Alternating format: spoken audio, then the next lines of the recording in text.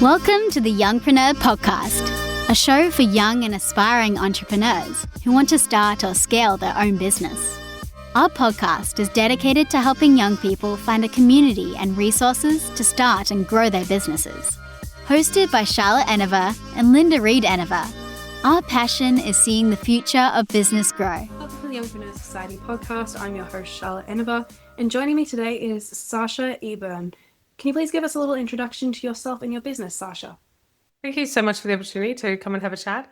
So I have a couple of different businesses, and I'll probably start at the beginning. My first business that really took off, I've been a serial entrepreneur most of my life, but the first one that's kind of really cemented my entrepreneurship is the virtual assistant business. And we still run that to this day. And that was really providing business support to many different business owners around the country. From that, I realized I had a bit of a knack for business and then kind of have pivoted into business coaching, now supporting those to get started in business, paving the way, sharing my knowledge and resources on how to do that, as well as supporting them to scale their business as well once they kind of master those foundations. And most recently, as of yesterday, have just launched a sound healing and breathwork certification company as well. So currently on company number 3, but yeah, that's a little bit of my business journey in a nutshell. That's exciting. I love the new projects. What inspired you to take the leap from a stable 9-to-5 job to building your own business? And what were some of the early challenges you had to overcome as a solo mum and entrepreneur? Yeah, so I wouldn't say that I went searching. I guess I probably always was searching for side hustles, but the pandemic really kind of pushed me into this space. I was stood down from my career of 25 years. I was a sales director in a hotel. We were the first hotel that became part of the quarantine program, so first out. And then through kind of a, up and down year in and out of different jobs, I went and met with an old industry colleague from the hotel industry, and this was when we had to sit outside of the cafe and have our coffees outside. We weren't allowed in, and I'd actually sold her body shop at home, which was one of the side hustles I had during the pandemic because no one was leaving. Everyone was doing online parties. And she told me that she was a virtual assistant and she was only working 3 days. And she was making more money in her 3 days than what she was working 5 days in hotel industry. And I was just always fascinated by lots of different ways and different business models. So I sat on the sidelines for about 6 months and I kind of watched it. And it was only I felt like my hand was pushed. I tried a small stint in real estate. Wasn't really for me, wasn't really treated being very well. It wasn't quite diverse. It was very much one task all day, every day for 5 days. So I was kind of okay, well, there's got to be something better than this. And that kind of pushed my hand to pretty much set my business up one day, just off of a whim. And within 24 hours, I had my first client and I pretty much went all into that business within the first week. How do you stay in touch with the motivation you had when you first started? Yeah, so a lot of the motivation in the beginning came from I didn't want to go back to the life of a 9-to-5. I didn't want to always have to be racing to and from pick up, being a solo mum, it's all on me, but also I wanted the flexibility and the choice. There was a lot of times that I was asked to, if I could leave early on a Friday, take a flight to Melbourne to visit the family or things like that, and was told no. Was told you can't have holidays when it's busy. And I really didn't like being told no. I've never been one to follow the rules and a bit of a rule breaker.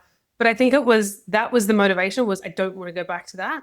Now moving forward, the motivation comes from my clients. The fact that I can make a big difference in their lives, the fact that I'm helping them make money, I'm helping them create the freedom for me, that keeps me motivated. So the days where I'm just it feels too hard, I'm just actually, I get to go and make a difference in somebody else's life today and I get to help them make a difference in their life, and that's what keeps me motivated now. That is a very good piece of motivation. I think it's important when you can do something that makes you feel fulfilled as well. Yeah, definitely. What mindset shifts and strategies have been the most critical in helping you scale from a solo VA to a 6-figure business mentor? Gosh, so many. And it's an interesting conversation. Very much a lot of what I've learned over the past 5 years is business is 90% mindset. Until I'd done the mindset work and got all my qualifications in mindset coaching, is I probably didn't know any different. I didn't realize that actually you have to, wake up with a positive mind frame. You have to be positive. Otherwise, you can spiral, and a lot of limiting beliefs or trauma or things that we've been told in the past can come into play. The whole money doesn't grow on trees, or, who do you think you are charging that much?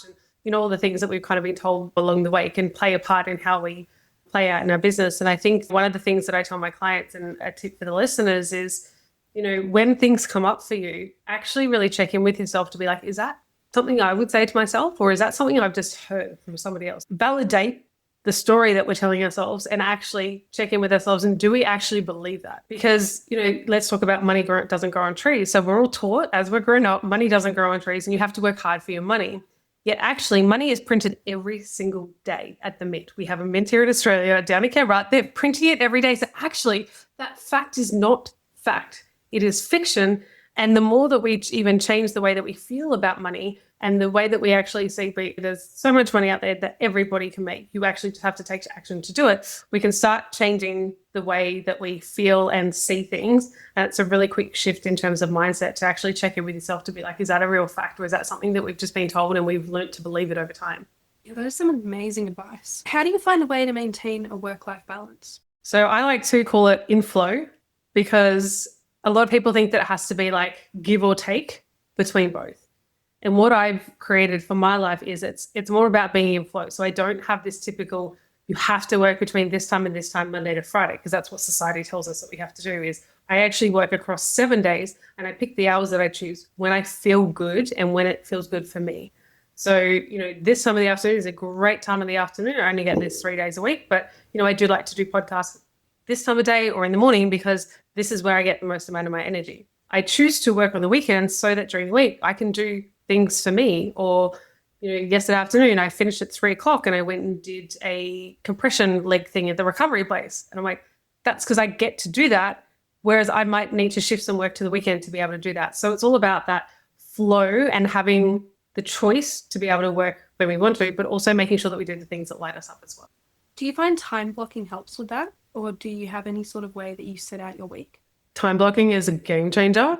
It keeps me accountable. I now have somebody else manage my calendar, which is a game changer, because it's just those extra things that you don't think of, the reminders. I live and breathe my calendar, but it is my entire life. Like I put in the recovery session yesterday. Even today I had to go and pick up a parcel somewhere else. It was in my diary to pick up on the way back from a medical appointment. Otherwise, if it's not in the calendar, it won't get done. So time blocking is key, and sticking and living and breathing your calendar and having it melded together is key. You can't really run off a personal or business. It's just your life calendar. Yeah, I love it. About a week ago, I made all mine like color coded and stuff, just on Google Calendar, and I set it out because my classes started most recently. Color coding is great. I like color coding too. It's quite nice, and I feel like it keeps everything organized without it being mundane. Yes, agreed. What is your favorite part of running your business or businesses? I think it's the people that I get to connect with. I mean, the clients that I get to work with and the change that I get to support them make. But even this entire online space and doing podcasts. You're in Australia, which is cool. Most of my podcasts are overseas. But I think it's just really cool that no matter where we are in the world, we can connect with amazing entrepreneurs, amazing humans like yourself, do these podcasts, have these cool chats with anybody and anyone. And the only restriction we have is the internet. You have the internet, you're so fast and connected with everybody else. And that's what I love. I think this is really cool that we can have these conversations and share our wisdom, share our knowledge, but just connect on a really human level as well. I think it's really cool. Amazing, because you just are such a great person. I did have a little stalk, and Thanks. Love having chats with people. What advice would you give to a young entrepreneur who are just starting out, especially those who feel overwhelmed by the idea of starting a business from the ground up? I think it's really important to, one, surround yourself with the right people. So surround yourself with like-minded people. So where are all the other people, either in your industry, in your age group, in your local area, that are doing what you're doing? Because then you can actually share the wins, you can share the losses, you can share the challenges.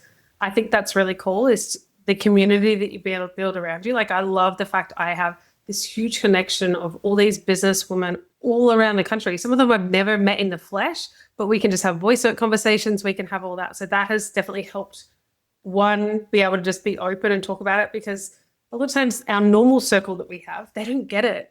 I've got maybe one or two friends that I can talk about my business with, but then when I talk about my business with some of my other friends, I can hear they're just not interested.